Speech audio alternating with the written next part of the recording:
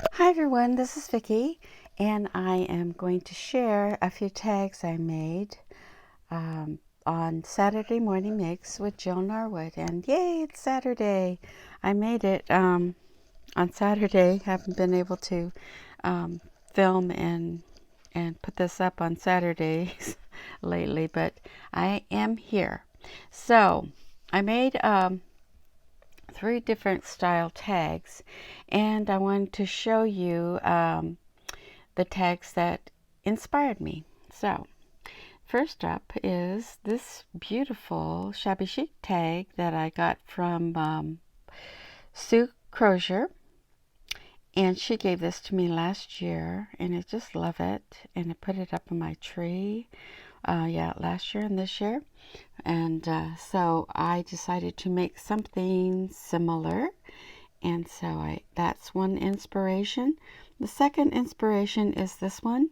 This little tiny shaker tree is made by Jill Norwood, who is the inspiration for the hashtags that Morn makes.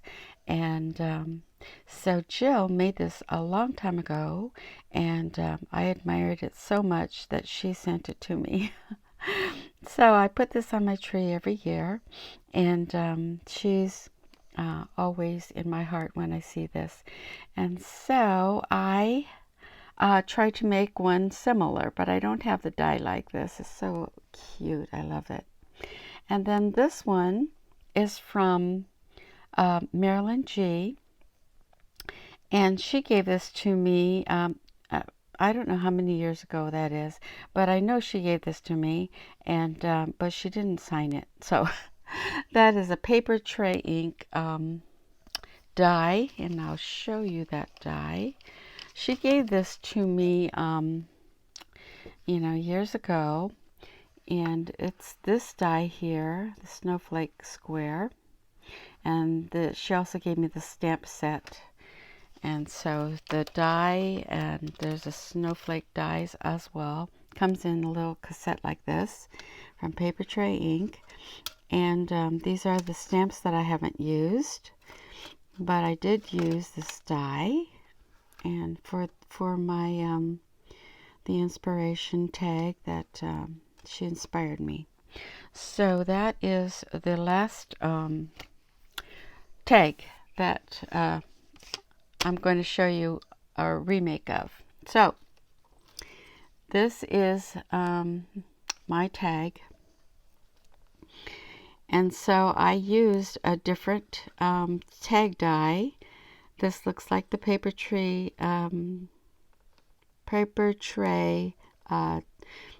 tag, but it's not. It is by Sunny Studios. Most of you probably seen this already, and it's the larger size, so I did use that. I had it in my mind I wanted to make a shaker with this, and so I just went looking at my dies and just concocted this way of making it. So this is this die, and then I did use the one that Marilyn gave me, this die, and then I also used the die that is from Stampin' Up, and it's called Stitch Shape Dies, and I use this a lot because it's just standard shapes, and this is the one that I used. Is this largest one, and it's 2 inches 3/4, 2 3/4 inches, and it fits perfectly inside here, like so. So, but I have to cut it out separately. So what I did was cut out the die, the paper tray, the Sunny Studios die. It comes like this, and then I cut this center out with this Stampin' Up die, and this comes out. So I made two of these, and then I also cut out 2 of the foams and 2 of the acetates. Okay, So I did that, and then when you cut out the first part, you get 2 of these. And so I cut these out with this paper tray die. Cut this out here, right in the center. See how it fits perfect? And then I got these. So what I did was I took this, and then I have the acetate, which is on this way. And for this one, I glued this on top of here so I could create a shaker. And then I put a double foam because it was too thin, so I just did a double foam. Put my shaker bits inside, and then I covered it with another where's my other? I covered it with this with another acetate, and then I also put on this on top. So this one I did it this way, and so that is how this came out. See? So actually it's this one. So this came out really cute, so pretty, right? And then I just put Happy Christmas with a little snow on their top and a little bow. I had in my stash a little tree in the front, and on the back side is just plain like this, and I'll put to and from on the little tag. So that's how that came out in the snow. It's Diamond Dust from Michaels, I believe. So that's how that came out. I really enjoyed making that one. On this one, the original one I made, I just did the acetate. I didn't put the snowflake on top. I didn't put the snowflake on top. I just put it behind on the back side. I put this tree in the front, embellished it differently. You can make it all different ways, actually. With this EK Success punch die is that tree. Then shaker bits, I think I got at scrapbook.com, the little shaker bits. And then the reindeer I had in my stash from Target years ago, and the trees. And then on the back side of this one is where I put this, and it doubled it so it looks the same on the side, you know, with the same paper. And then I have the LOTV, Lily of the Valley tags that Jill Norwood uses, with a little reindeer there and a little metal snowflake with a little snow tack on there, and some jingle bells, and my little two color twines with a garment pin, bulb pin. So that's this one. That's how to make that one using my stuff in my stash, and that was so fun to figure out and make. So I made a bunch of those. I haven't finished them up. I just you know, cut them all out and put them together, and then I haven't embellished them yet.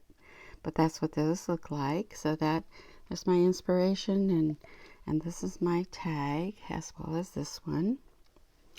And then the tree that I made, that Sue Crozier made. Sue made this one, and so I wanted to try making one. And so this is my tree, shabby chic tree. And I also use my tree die is the Sizzix tree. This one, it's Tree Christmas number 2. That's what it's called. And I cut it out of felt, and then I used all these different kinds of appliques from my stash, which is they come like this. I have a bunch of these, and I just cut them up and put it on the felt, and have little flowers that I've had in my stash, and then cut these out, these little, out of that holographic paper. And there's all these, remember we used to collect all the wedding dress appliques like this, and so I can just continue making that. It came out so fast because I already had these, and I just pasted it on, glued it on, and that was fun to make. Then I put another Lily of the Valley tag, put stickles on there, and then the little snowflake on the backing, little jingle bell, and with different colors of little yarns and things, and ribbons, some seam binding, crinkled seam binding, and some ribbon that just kind of frays. Comes, somebody gave me a gift, I think, and I just save everything. And then this ribbon, I have a spool of this beautiful ribbon as well.